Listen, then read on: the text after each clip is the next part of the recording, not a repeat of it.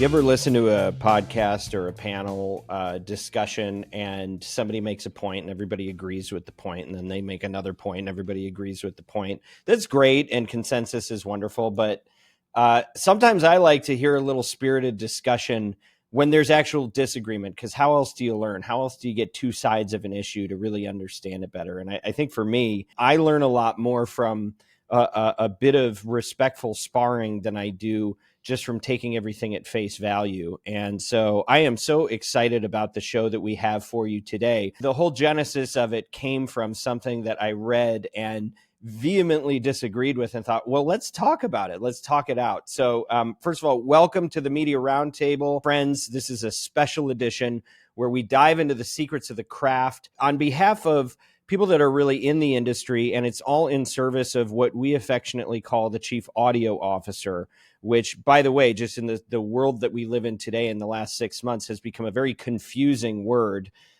because audio used to represent podcasts, and now apparently podcasts are video to half the people and audio to the other half. And to some people, it has no definition at all. So if you work in the field of podcasting in any format, if you are responsible for helping a brand grow, this is ground zero for conversations that matter. And hopefully I actually not just talk about the industry, but impact the industry. I'm Dan Granger, CEO of Oxford Road. You may have heard we are now combined and joined forces with Veritone One, which now makes us officially the largest buyer of podcast media in the world. But at the end of the day, I am but a lowly schlepper of spots. Let's talk about the show. We have a guest who is a very powerful mind in the world of creativity and marketing and business.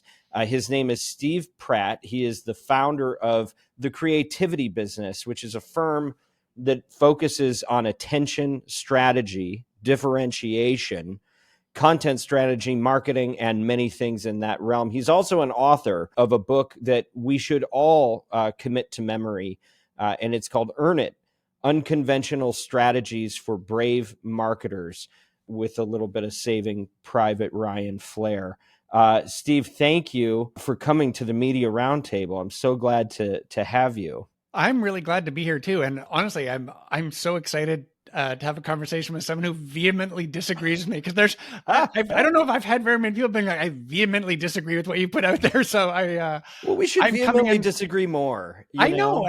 I am open to, like, I'm coming in with an open mind where you may persuade me that I am completely wrong and that I need to rethink everything I know as well. So, well, and like spiritually, I try to take the Gandhi view of I am open to change as new information presents itself to me. The hard part is we've had 30 interviews this year debating the definition of a podcast. So I've gotten pretty entrenched, but I would say I'm still movable, even though we did publish a definition to the industry. I stand by it today. We can talk about it and we can debate that. Let's talk about the Post. Okay. So I'm reading the daily trades, and I think it was probably Pod News surfaced a story that said, hey, Steve Pratt has published something that says Joe Rogan isn't a podcast. And I immediately said, hey, can we talk about this on the Media Roundtable? Because that's really what this is for. So there's a lot we can get into. I do want to talk about your background, your book, and all of the great insights you have that marketers can benefit from. But let's just start there. Joe Rogan isn't a podcast. Convince me. Okay, well, so there's two pieces to this. So there's one is the Joe Rogan piece, and which has more to do with video strategy for podcasters than anything. And then there's the actual what is a podcast piece from my own point of view and background. So maybe if I just start with my own background and what I think of a podcast as, and it kind of leads to the Joe Rogan piece. So I've been doing this for like a eerily long time. Like I realized, I think it was 2 weeks ago, the first podcast I was ever part of making was 20 years old. So it was 2005. Wow. At Canada's public broadcaster. We made one of the world's first legal music podcasts at this place called CBC Radio 3. And I just remember very, very clearly, everyone back then knew exactly what a podcast was. I was listening to the Daily Source Code and hearing Adam Curry talk about all these crazy tech setups to figure out how to, publish and record and load it onto your iPod and stuff. But it was very clear. It was a distribution method. It was about an RSS feed, and it was an audio file that would go on an RSS feed. That's what it was. And then when video podcasting came out, it was any sort of video distributed on an RSS feed. So it was really no debate about what a podcast was. If it was distributed on RSS, it was a podcast. It could be a video podcast or an audio podcast. Done. But by the way, just for the records, when did video first get distributed through RSS? I'm trying to remember because I think it was like the video iPod came out. It was a few years after that. I'm guessing 2008, 2009, something like that. That feels right. Yeah. And so I remember like we made a podcast, a video podcast at CBC Radio 3 that had nothing to do with our audio podcasts at all, because the audio podcast would have been horribly boring as video. It would have been like a DJ in a booth hitting a play button, on music and stuff. And we had a video producer make an amazing original show, like a video show that today would just be called a YouTube show, called R3 TV, and it was distributed via RSS. So it was a video podcast. And then I think, as time went on, audio podcasts started streaming on certain platforms. And then video started coming back, but it was on YouTube and streaming on different platforms. And then people started calling shows that, just happened to be I guess from my perspective, like not even necessarily a show that was available on audio, a podcast that was just a talk show on YouTube that had giant microphones on it. It was like kind of a Wayne's World thing, and guys like Tom Green coming in and experimenting. If it was underground, then it was a podcast, right? Or like didn't have the infrastructure of big networks and stuff like that. Is that kind of how you think it was thought of? Yeah, and even today, it still feels a little bit, even though I know that there are large companies and networks behind a lot of these things, I think it feels more like a personal, democratized medium where someone is putting out an episodic series that people attach to. And I think my confusion personally these days is it's almost like if you call whatever you're putting out a podcast and people accept it as a podcast, is it a podcast? Like, I don't know. Like, is Hot Ones a podcast? I don't know what the difference is between Hot Ones and Joe Rogan in some weird way, other than I don't think Hot Ones is actually available in audio, but they don't call it a podcast. But if they did, I think everyone would be like, oh yeah, of course it's a podcast. And it gets more confusing than that. Does YouTube call it a podcast? Yeah, because YouTube calls a lot of things podcasts, and I think you're hitting on the chaos that those of us that work in this industry are living in, because nobody's really agreed around a common definition.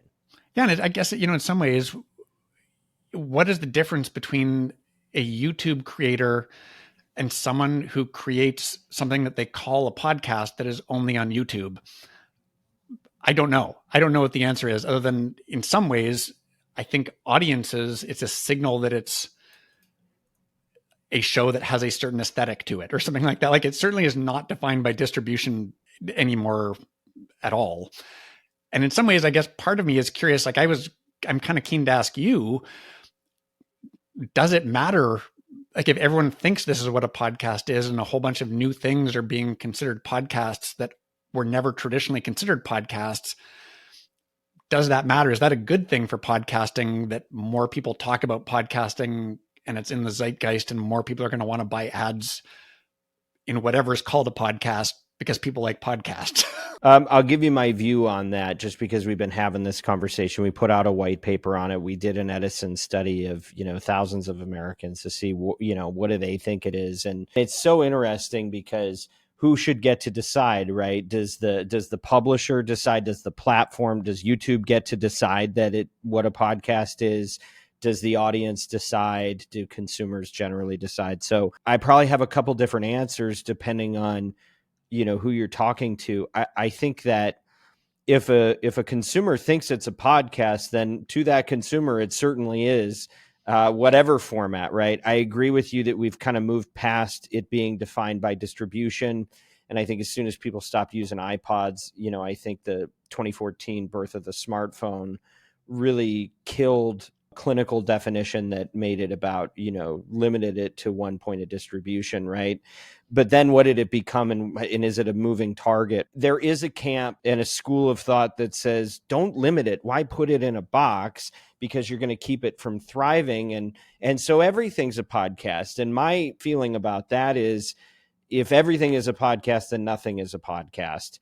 And you can't be everything. I don't go to a movie theater and watch a podcast, at least not yet, right? There are some forms of media that I think we generally can agree, whether you're in the industry, advertising, whatever, some things definitely are and some things definitely aren't, but it's very gray in terms of where you draw those lines. And to just answer your question directly, does it matter? I think it doesn't to the consumer necessarily. In a direct way. It does indirectly, but it matters a lot to the industry and the amount of investment that is made in the medium. I think it's of great importance. Like just an example, a lot of the things that made podcasts famous were the serials and a lot of the work that was done by Wondery, doing these long audio driven investigative shows. You don't really see those coming out anymore because they're so expensive and you don't have the same amount of capital coming in to support the infrastructure and the investment to make those assets. At the end of the chain, the consumer now has a different set of opportunities of what they get to listen to that is actually very much tied to the definition. So I think it does impact consumers, where I think it really, like, the ground zero for the impact is the business of podcasting.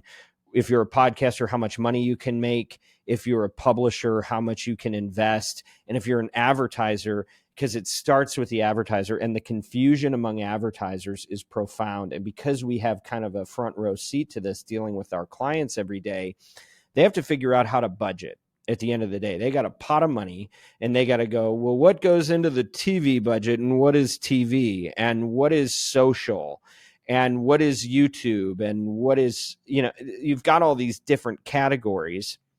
And podcasting, in some businesses, gets rolled into a radio budget, and in some businesses it gets rolled into an influencer budget, and some people actually carve it out. But now, since YouTube really, I think this is a byproduct of the presidential election, I think that's when everything got a little hectic here, and everybody started claiming podcasts because they kind of saw its power demonstrated. And so for us, I think because advertisers don't know how to budget, because they don't know what they're budgeting for in a consistent way, I think it makes it very hard to monetize. And with all the confusion that we have in the different measurement systems that are required, you see a lot of, what people would agree are podcasters not getting as much of the monetization that they could. They're actually getting shorted on revenue because there are advertisers that are opting out and saying, if it's on too many types of platforms, I can't measure it all the same way, I don't want to touch it. It's too much.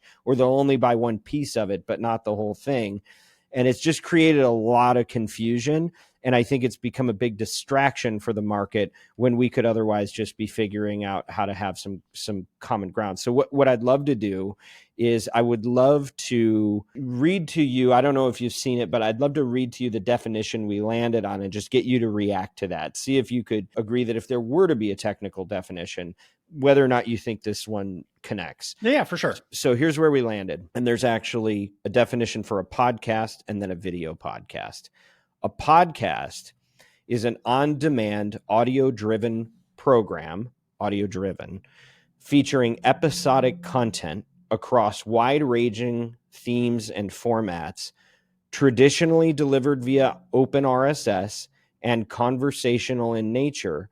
It can include platform-based distribution and is commonly supplemented by video. It's a bit of a mouthful. So, I agree with everything except for the conversational-based piece. Even though to me, that feels like that's what it's come to mean to a lot of people. But I think it puts it in a box, like to your point around Serial, or Missing Richard Simmons, or like some of those narrative driven ones it's a harder business model to put out there. I know there's maybe the conversational piece is because a host is talking to you intimately in your ear, but I feel like conversational to me feels like it's a little bit more off the cuff. And I feel like some of those shows are just so well produced and written. I still remember listening to S-Town and being like, man, this is like literature level structure and writing. It's good stuff. Yeah. Yeah. And so, to me, that all still fits in podcast land. I would like to see more expansion of formats of what's possible in audio and to not have it limited to people just thinking it's conversations. And I know why it is because it's the easiest form to do, from a democratization of the platform. That is the most accessible, easiest to produce type of content. And it's like, historically, right? yeah. And maybe that's, I don't know what the percentage is. It's probably over 95% of all podcasts are conversational. But if you look at the ones that pop and hit the radar and have put podcasting on the map, there's something extra quality wise and narrative wise about those. Anyways, I won't belabor it, but I hear your point. Well, and frankly, I totally agree with you. And so, I know it's hard because we're talking about this verbally, but the way we wrote it is traditionally. Okay. Yeah. Traditionally delivered via open RSS and conversational in nature. So it's not to say exclusively for that exact reason. And we tried to stay as loose as we could and keep the tent as wide as we could. But yeah, I do think that needs a lane and does need to stay protected. And I hope that if anybody uses this, the way they interpret that is to create space for that, because I think we want the same outcome. And then let me read you what we said a video podcast is, because there's a slight nuance and we have to deal with the YouTube factor, right? Yep. Because they have a section you can view their podcasts, right? But so what are those? It's an episodic on-demand program centered on spoken word content where synchronized visuals meaningfully shape the experience. But I think the catch there is that, yes, the content has to be it's not just you threw a camera on and continued the conversation. There was a value, an incremental value in the video component, but it is still driven by the spoken word, centered on that content. And then we use a shorthand just to say, if it works with your eyes closed, it's a podcast. Yeah. So that's kind of, that's the best we were able to come up with. And that was, taking as many stakeholder perspectives as we could, but the cement is wet. And, if there's any revisions, you're a great mind in the marketplace and do value your views.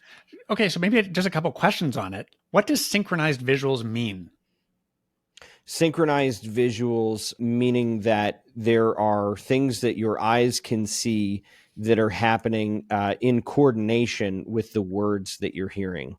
So it doesn't have to be like just the exact same talking heads doing it. Like you can have related B-roll or other footage that's somehow related to what they're talking about in it. Yeah, I think that it should be in coordination, but I think the key to it is that it actually is a value add. Yeah. That you're having a slightly different experience than you would if you took it through the ears only.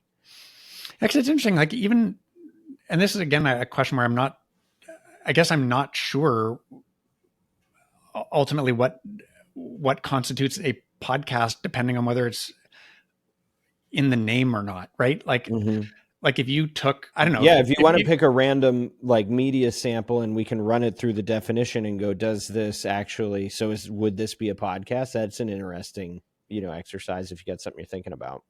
Well, I guess it's interesting to me to think about like shows that you can't visualize. Like if you put, like, it's funny. I have this friend who's kind of at the forefront of doing a lot of AI filmmaking, and you see how good all these AI video generators are doing, right? To the point where it's indistinguishable from a lot of real life stuff. The VO3 stuff is crazy, mind-boggling, right? Yeah.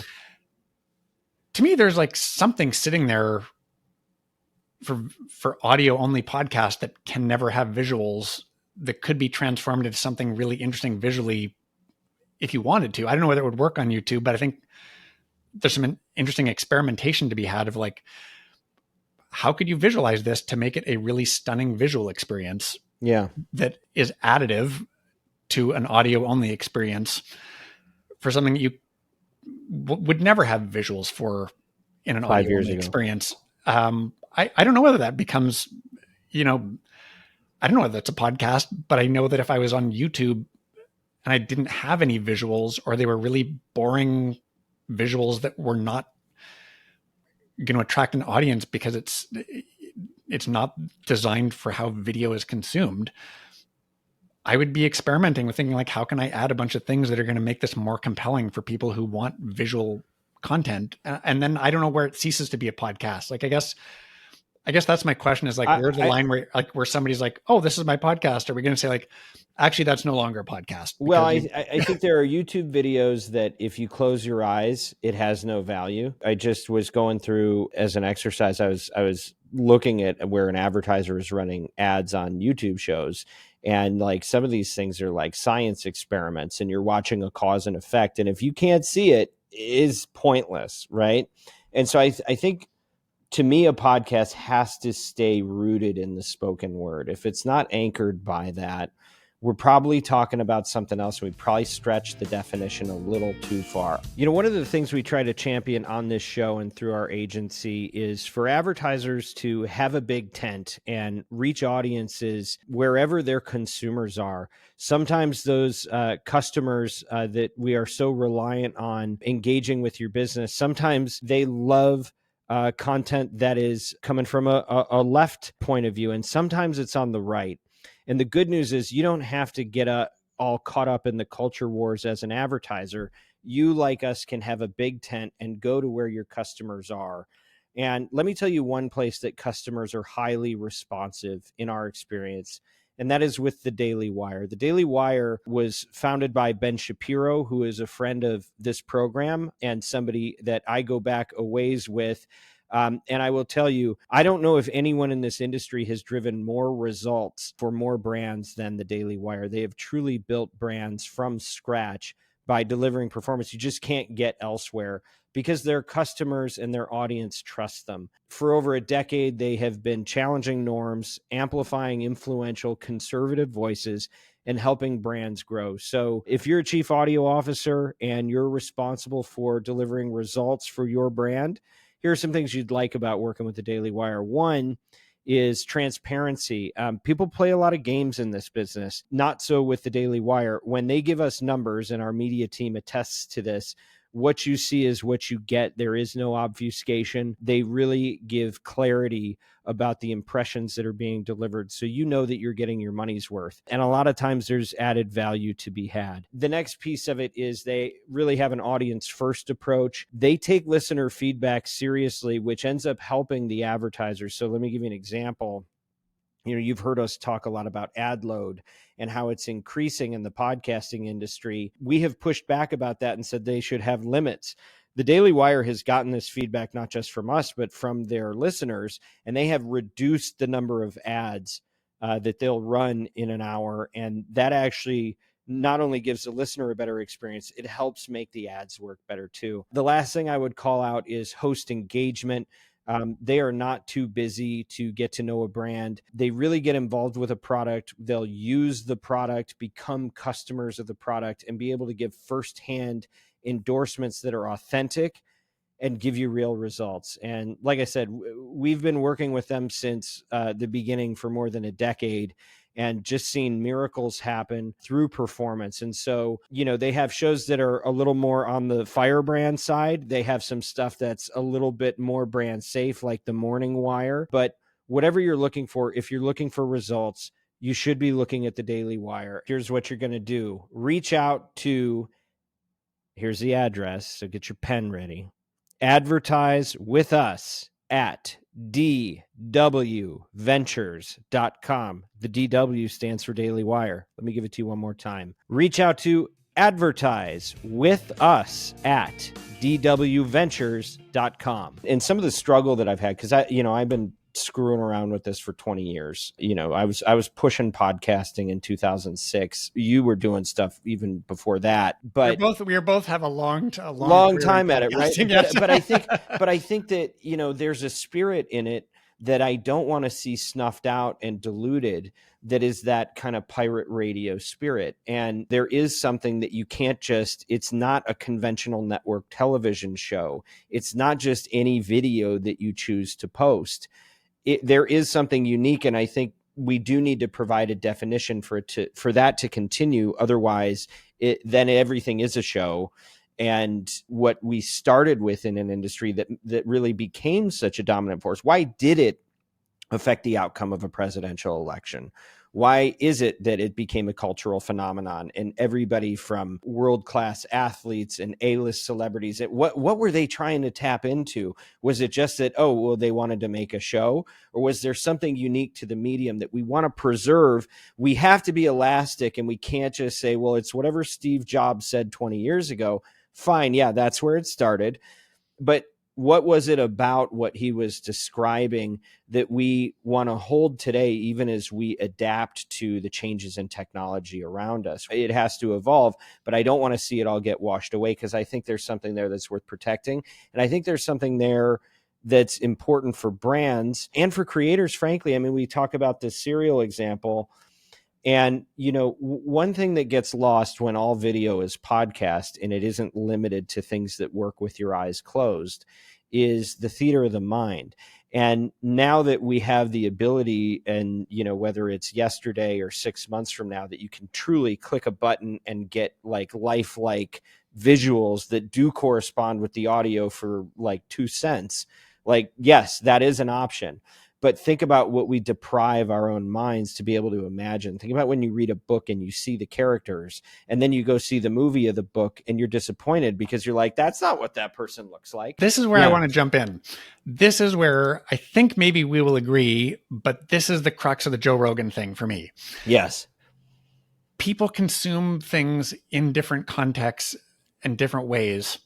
And I don't think you have to choose one over the other. And I don't think if you make a fabulous video piece, it compromises your ability to make an unbelievable audio experience that plays to all the strengths of audio, theater of the mind, all those pieces, right? Like, I know that people in cars are not going to be using screens. I know when you're out walking your dog or cooking or all those sorts of things, like, there are environments and contexts in all of our lives where audio is by far the best medium of choice, and where that's what we want, and that we can deliver magical experiences. And I don't think we should ever compromise the ability to deliver value for those people in those contexts. But there's also a reality that lots and lots and lots of people are in contexts at different stages of their day or different rooms of the house, different locations where they are in a screen first context. And if we don't deliver them a magical screen first experience, I think your business is trying to grow your overall audience. You're leaving some stuff on the table. And I think everybody can make their own choice and saying, I don't want to do video, and that's totally fine. And if my particular podcast is going to be best, and if it's audio only and it's going to be compromised if I add other things to it, I have no problem with that at all. But if all sorts of people are spending more and more time on YouTube in different screen first contexts, why we wouldn't design for that and optimize for that and think about what are the strengths of a screen-based medium? I fundamentally don't understand why you wouldn't do that. Like I mentioned in the article, I remember very clearly so many times when video crews would come in and deliver all these stacks of tapes and say, make a podcast out of this. It's all done. And we'd be all up in arms being like, we can't do this. This has been shot for television. You have to design something audio first. You can't just take video stuff and turn it into audio. And I still believe that. But the reverse is also true, is you can't just take audio and, record it on Zoom and think that lots of people are going to suddenly watch because it has video. I think you just, like any content strategist, should think like, how do you play to the strengths of each medium, and how do you design an experience for the contexts that people are in and the what each medium does really, really well. I think that is the part that Joe Rogan has done very, very well, is he has got a multi-platform strategy that I would argue is video first. He's on a set. He's got multiple cameras. He's got lighting. It is millions and millions and millions of people consume it on YouTube. I can't imagine that he would ever compromise his video experience to enhance the audio experience. And I think my point in writing it was, look at all the people on YouTube who are doing successful video podcasts, they are thinking about video and what makes video successful. And, whether it's a set, whether it's in-person guests, whether it is like multiple cameras and editing, they're actually thinking from a multi-platform perspective and not just tacking on something to an audio strategy. So let me tell you part of what you're saying where I agree, and then part where I think we actually do have a clear disagreement. So one thing I've often said about, I hope what all these platforms end up doing is, you look behind me and you see the 405. I don't know if you can see it, but like you got like 6 lanes on the highway, right? And I hope that one of those lanes is carved out for things that are purely designed for an audio only experience. Yeah, me too. I hope that doesn't go away. I don't think it will. I don't think it will. I believe that podcasting as a term, at least for the foreseeable future, is here to stay. There's enough money behind it. There's enough FANG involvement now that like people are going to want to stay involved in that. And so I hope that the definition allows all those lanes to stay under the definition as we've offered it, whether or not everybody has to use our definition. The way we're doing it, and we're buying a lot of podcasts on behalf of brands, we want to anchor around something with some definition, and I hope it holds both of those vehicles.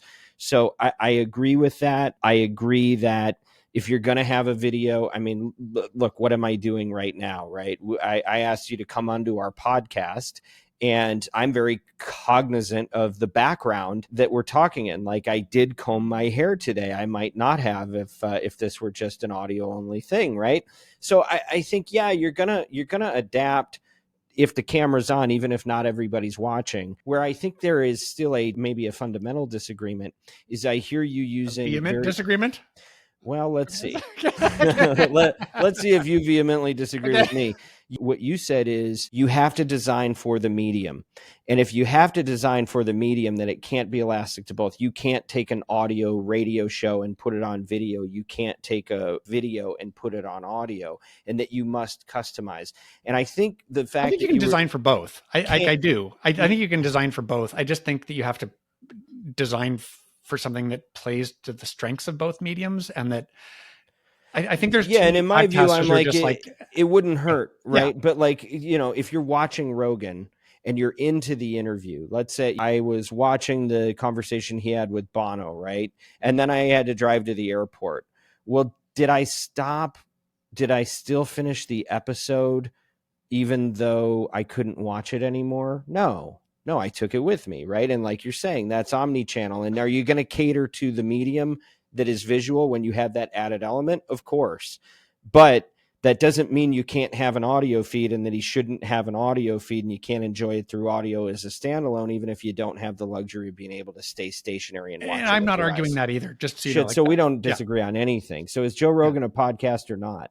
Well, it's I guess in a way, like and I feel like in a way it was like, maybe I miswrote the headline where it's more like, when you read good the article, marketing, you did brave marketing. Yeah. I think when you read the article, you realize like it's really around, like, if you think about podcasting as an audio only medium or an audio first medium. Yeah. Joe Rogan is not a podcast in that sense. He is a multi-platform creator who has a property, and he executes it on a bunch of different platforms. And one of them he does very, very well as a podcast.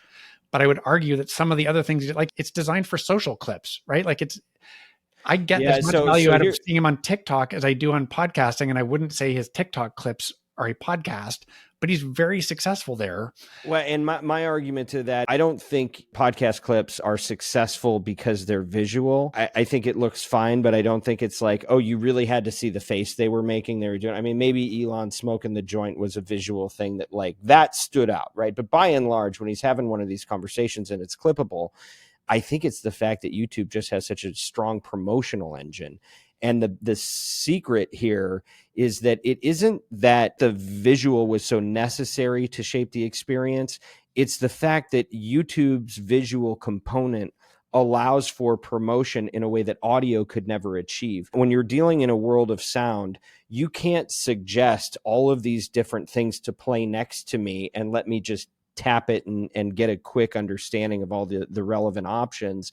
And now all of a sudden, because the YouTube platform is such a powerful promotional engine, the cross promotion and the ability to hype it up and run ads on it, you couldn't do that through a sound only platform. So to me, dirty little secret there, it's about marketing the show more so than it's about how incrementally interesting the visual of that moment was. Yeah.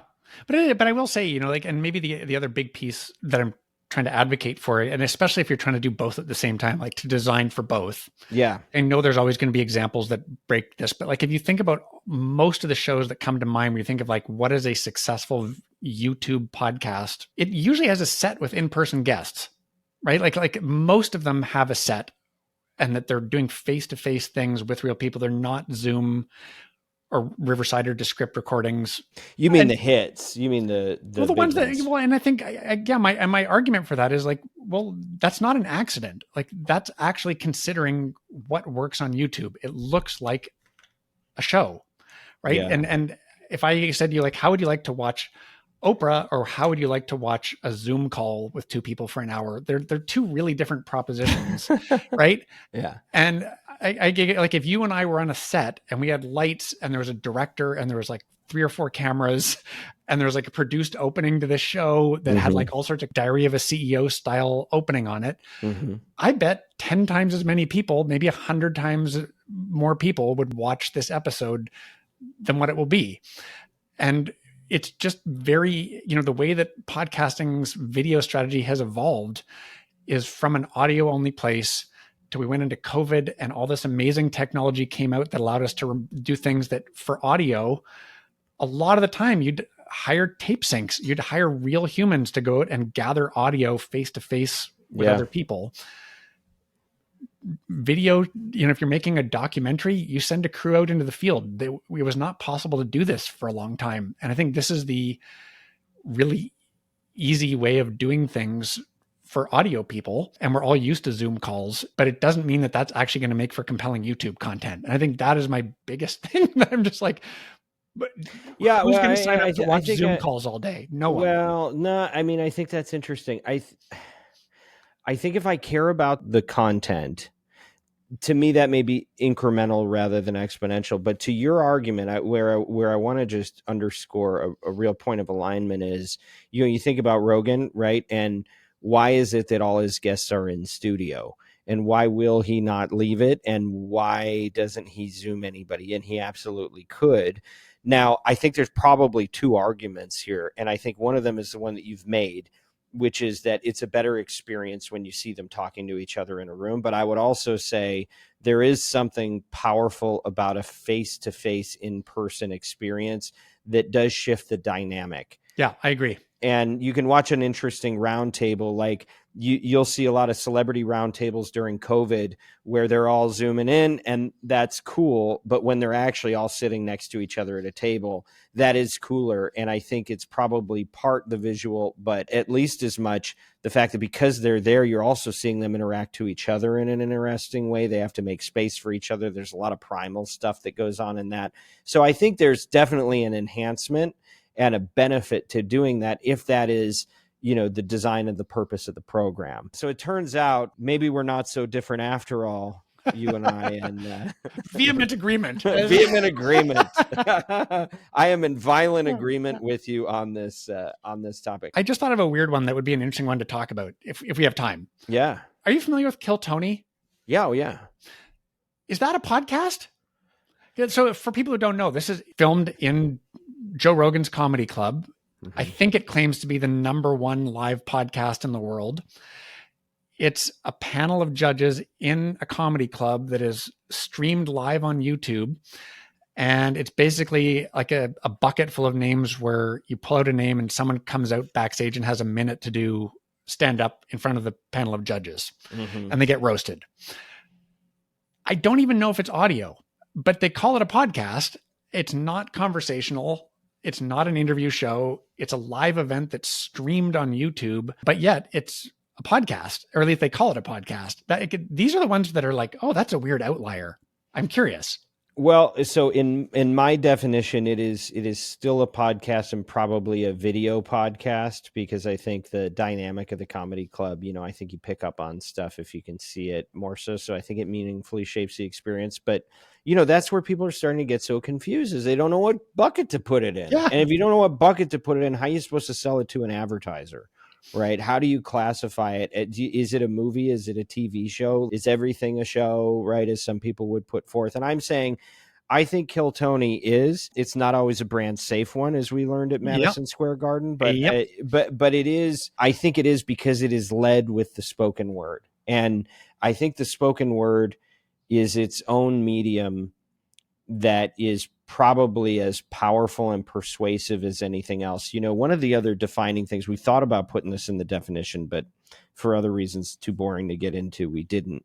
But the nature of the advertising that goes in there, I know I see everything through the lens of, advertising, but I actually think a hallmark of what makes something a podcast is the ability for the host of the show to actually voice commercials, because I think that already is a tell that this is a different type of content, and there's a lack of professionalism. There's a level of authenticity that it's kind of like, but we're just kind of doing this thing here. You're not going to see that on TV. And there are certain types of shows that you won't see that on, and they usually are more visual in nature. So I think, these are things that in my view impact what our definitions should be. And I say should because I think it helps the industry grow, and I think it eliminates confusion for users, consumers, listeners, watchers. I think if they can have something to go, okay, these all fall into a range, even though there's some elasticity within that range. I think so. I don't know. What do you think? It's funny. It's one of those things where, I did a lot of work with brands of Pacific Content, and, in some ways, some of the themes that just kept coming up over and over again is, the brand isn't what you say it is. It's what everybody thinks of when they think of you. Mm-hmm. And I think that's probably, you mentioned off the top, like, what do audiences think? It's hard to disagree. Like, if pop culture decides that Kill Tony is a podcast, who are we to tell them they're wrong? Yeah, right? Exactly. And in some ways, it's almost like, okay, well, how do we adjust to that as an industry, and how do we sell that? And how do we do integrated buys that makes sense for people with metrics across platforms, where a buyer can be like, yeah, I love buying podcasts, whether they're on YouTube only, audio only, multi-channel pieces. Can I buy a podcast on TikTok and Instagram too? Of course you can. I think we just have to figure out how to tell that story in a way that it really makes sense for advertisers. And I'm glad that you're digging into all this and figuring it out. So we're trying, right? Yeah. And I don't think there's a perfect answer, but I think my view is we need an answer. Let's do the best we can and talk to the smartest people about it and talk to the consumers and see what they think. I'm not an audio purist to say it's RSS only, it's audio only. I don't believe that. I think we need a big tent, but that tent should have some limits on it. Then it ends up meaning nothing. And there's so many people bandwagoning on this idea of podcasting that if there's no walls around it anywhere, then eventually it'll die and go away. And I want to protect the good part. As part of the Pacific Content stuff, my job was, we were never doing video. Like, it was always to sell the power of audio. And I don't think that the strengths of audio are going to go away. And you would know this better than anybody too. I mean, I'm preaching to the choir, obviously, but the amount of time and engagement that you get from audio compared to video, like the completion rates and the different, right? And the depth of engagement. And, you brought up the theater of the mind, all those pieces. I don't know if there's anything on the planet that is better than audio at that. And I think there's a real premium for that, not only from a marketing and branding standpoint, but from an ad sales point of view, that you're actually in somebody's ears and they're picturing a whole bunch of stuff going on when you do it well. Yeah. And you're getting, again, if you do it well, 80, 90, 95% completion rates on a half-hour show. That's a remarkable thing that is just impossible to get on any other platform or medium. And I think that as we think about, like, how do we talk about selling it? It's, again, almost like, what are the strengths of each medium from a monetization point of view and from a marketing and branding point of view. I agree with you. And there's just been so much hype around video and video's importance. And all anybody can hear is it's all video now. That's what you hear. But we know the conversion rates. We know the completion rates to support what you're saying. There is a market for it, but I think it's going to probably take a few years for somebody to go, no, to let the smoke clear a little bit and the dust settle. And somebody says, actually, turns out pure audio content is very, very valuable. And I don't know, maybe 3 to 5 years from now, somebody has a brilliant idea and says, hey, there's a new feature on this platform, or there's a new app and we call it radio.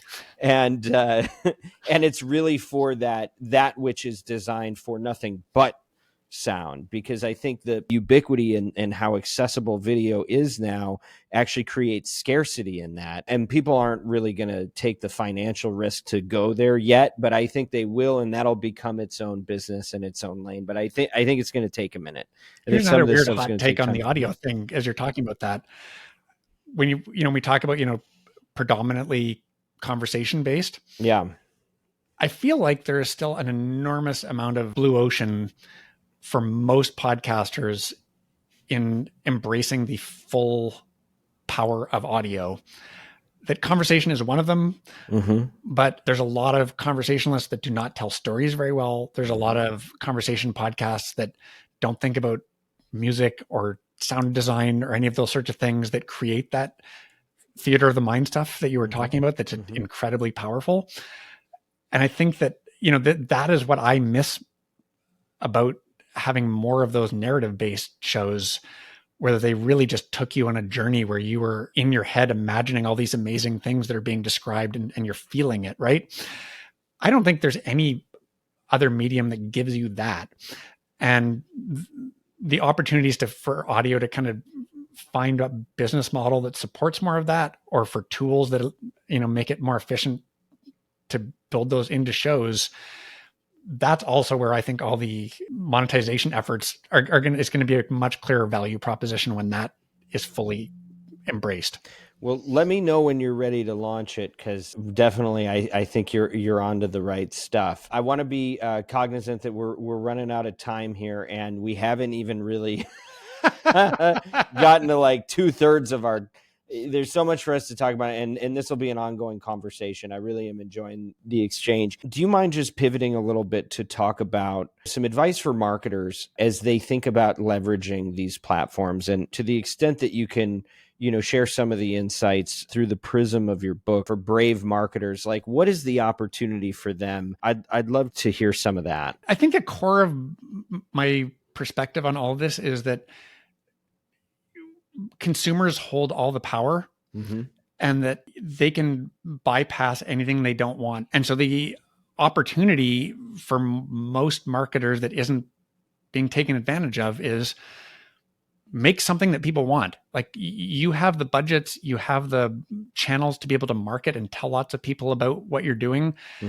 Think about where you can create unique value for the people you are seeking to reach that only you can deliver.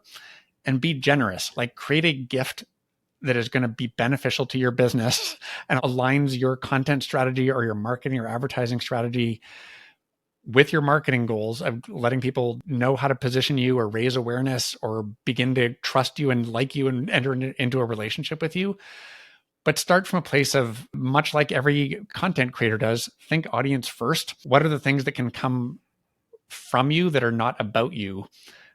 I think there's a lot of opportunity in that space that is currently not being explored enough by most advertisers and marketers. And could you give us maybe one, for instance, like if you were to advise one of the, top brands that you hear in podcasting, and there's a 50% chance they'll be one of our clients, but I'd love to hear, like, in practical terms, where would you push them to really do better? Well, it's funny because I don't want to, I kind of want to call anybody out for. Yeah, we don't have to trash what they're doing, but just in terms of how could you push the boundaries? It's funny. Maybe I could even just say some of the ones that I think are doing a good job that might point out where some of the opportunities are. Right. So if I think about like, there's a whole bunch of stuff around sleep out there, whether it's mattresses or supplements or any of those sorts of things. Yeah. I think it was Casper, and I hope I'm not getting this wrong. I think it was Casper that did a podcast series about how to have a better sleep.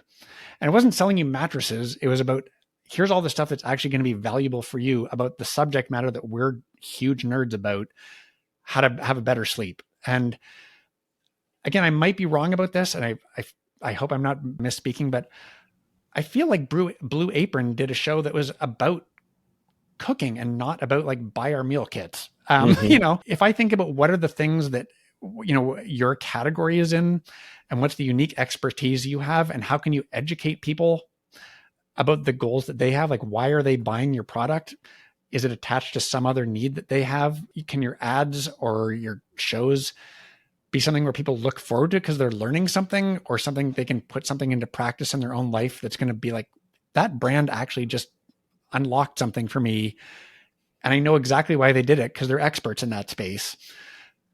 Suddenly you're like surprised about, wow, this is a very generous thing, and they didn't try and sell me on something, but I like them more because they obviously know who I am and they know their stuff. Yeah, I can't directly take any credit for it, but our combined organization has worked with both of those brands. And one thing I think sometimes we do, and I think we need to do more of, is, we forget that this is an open field and we're not necessarily just limited by radio clocks and fixed, inventory. And we can do custom content with influencers, with creators, podcasters, and with brands that go deep into the educational aspect.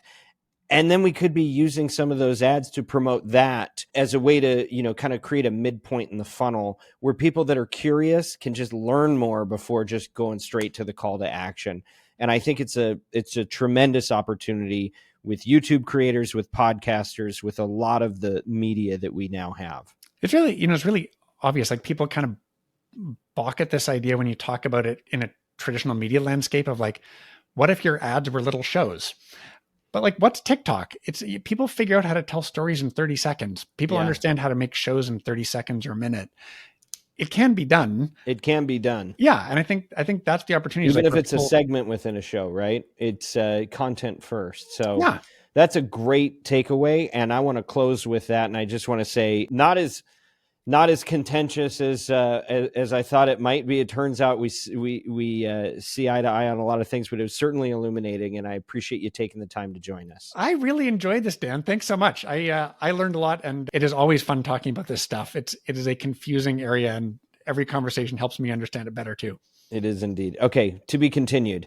Thanks again to Steve Pratt for joining in this conversation. And what started as a debate and turned into a number of illuminating ideas around things we agree on. This podcast is brought to you by Oxford Road, where we want you to succeed in audio and creator-based media and to use your influence for good. As members of the marketing community, we have the power to build bridges across differences and preserve fair-minded discussion around the most important topics of our age. That's what's so beautiful about podcasting. If you're a marketer and you're looking to align your brand values with extraordinary business outcomes, reach out to our agency, Oxford Road, by visiting oxfordroad.com and subscribe to our weekly newsletter. It's called The Influencer. It is free and it is the best. If you got feedback for us, we like feedback. Email us, info@mediaroundtable.com. We do have that URL. Don't forget to check out Ad Infinitum. That is by the great Stu Redwine. And it is Oxford Road's audio creative focused podcast. Thanks again to the whole crew, Haley, Ruby, Bianca, Kyle, Ezra, Prince, Everett, Neil, and the team at Podcast One. As always, influence responsibly.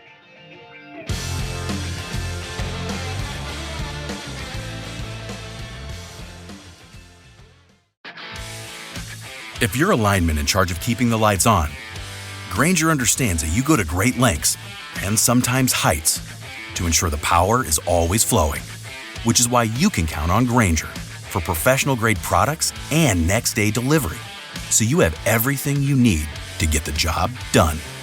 Call 1-800-GRAINGER, click Grainger.com, or just stop by. Grainger, for the ones who get it done.